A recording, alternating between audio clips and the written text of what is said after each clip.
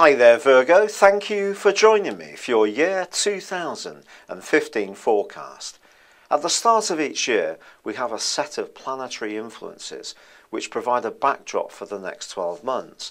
This is known as a solar return. Now for you, one of the standout influences is a square between Uranus and Pluto. Now this has been going on, off and on, for the last 3 years or so. And it's going to be tightening up again in the first 5 months of this year and also the last 2 months.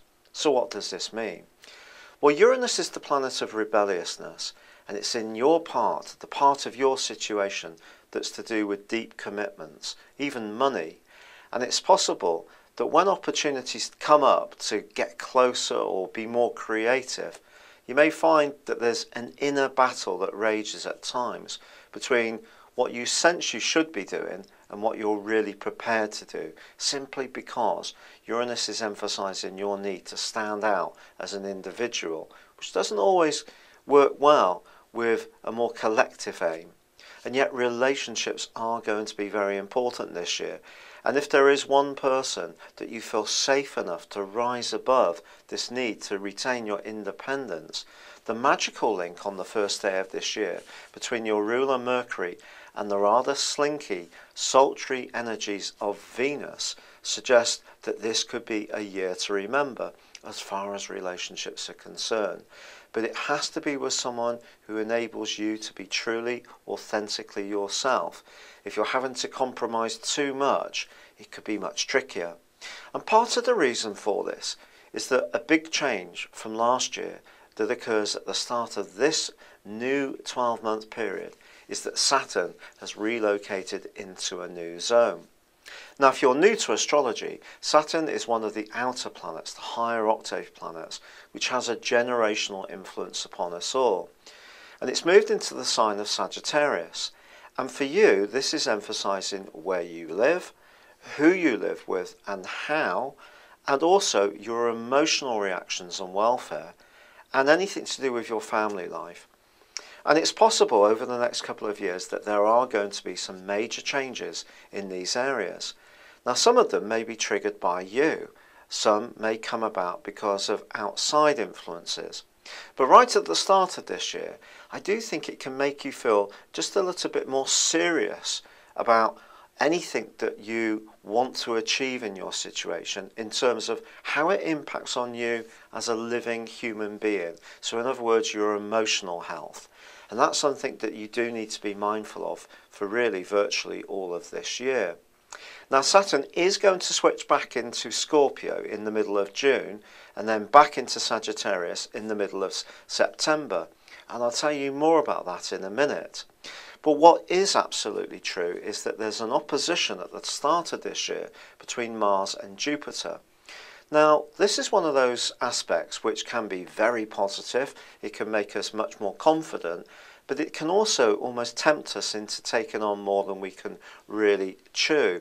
And especially for you, with Mars in your sector of hard work, don't pour yourself into a role to such a degree that you're actually denying the time and space you need for your own needs.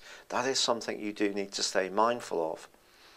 But by the 20th of March this year, we have the first major strategic influence beyond this solar return.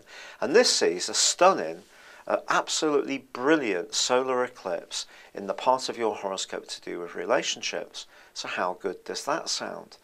But eclipses work in pairs. And the next eclipse, the lunar eclipse on the 4th of April, is going to be emphasizing the part of your horoscope that is to do with finances and to do with the foundations of your world. And if you're in any way attracted to someone in the following 6 months who seems to be the real deal, you just need to be mindful of their values and how they mesh together with yours. If there is some kind of imbalance between the two, especially with Saturn now making you more wary around your emotional situation, it could be a game breaker. So look out for people that you generally have similar values to. Now that doesn't mean to say that you will agree on every single thing. Values is more to do with an instinct in terms of the things that you base your belief systems, that you base your life upon. And the lunar eclipse is also saying to you that if you are looking to achieve any kind of partnerships in life, but particularly business ones, I do feel that you need to be mindful of exactly what the roles are for each of the people in the situation.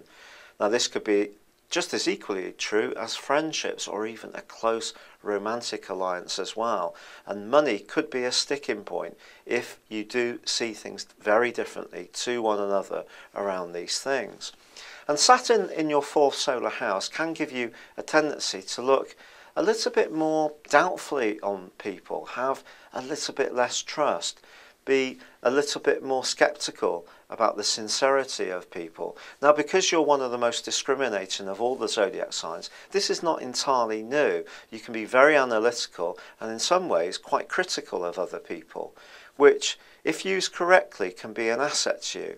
If it's used too much, it actually becomes a blunt instrument that you can actually hammer against others. So it is going to be important not to get too carried away with the Saturnian vibe of doubting the motive of every single person that you encounter.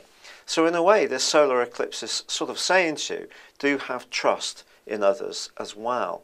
Now, Jupiter is also going to start to go forwards in April, and that's going to help you to be much more open through to the 10th of August about the more spiritual dimension of life.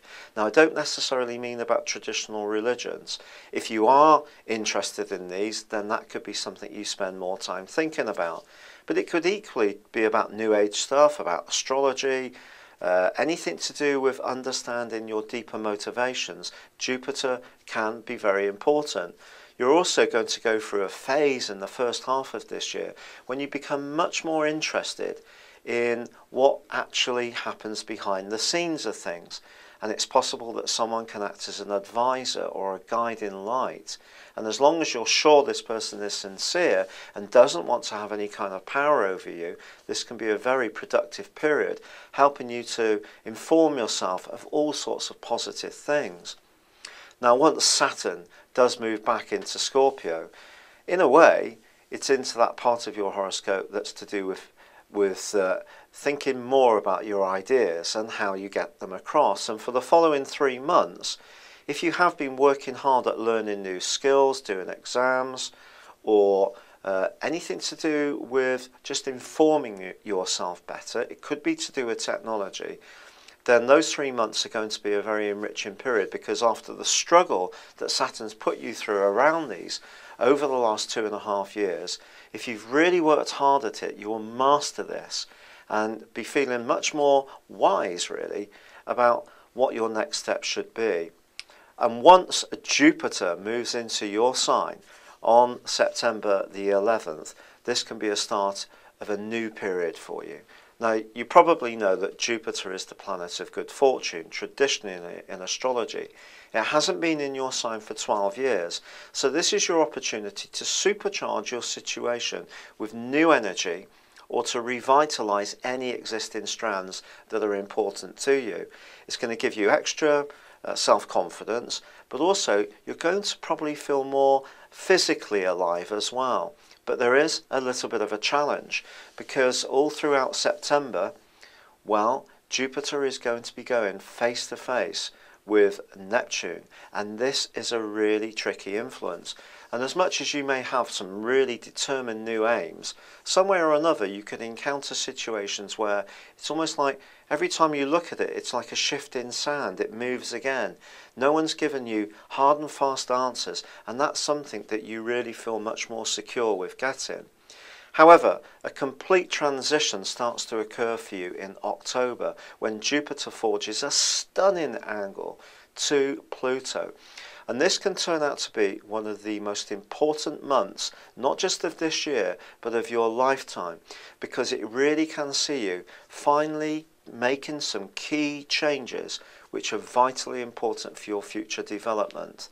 Don't hold back here. It is going to be important to be confident and not too tentative. Now, of course, Saturn also moves in September back into the part of your scope that is to do with your emotions.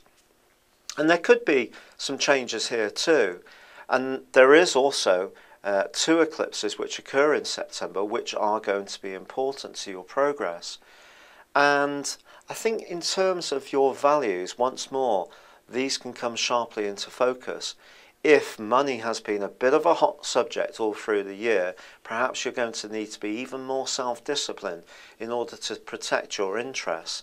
But once you get through to November and December, remember that that square between Uranus and Pluto is going to come into operation again.